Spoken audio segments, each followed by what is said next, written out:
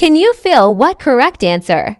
It is an example of balance equations. A statement that two expressions are equal. Example 3x plus 5 14.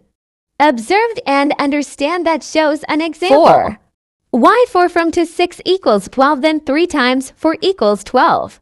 Because the number then multiplied to 6 is equals to 12.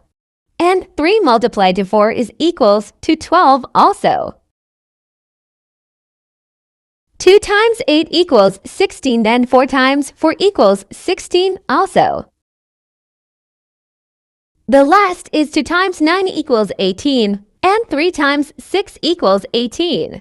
Tips. Number 1. Stay organized. Keep your work neat and organized to avoid mistakes. Number 2. Show your work. Write down each step to help you track your progress and identify any errors.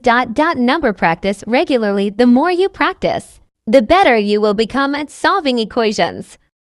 Thanks for watching. Subscribe and share for more updates.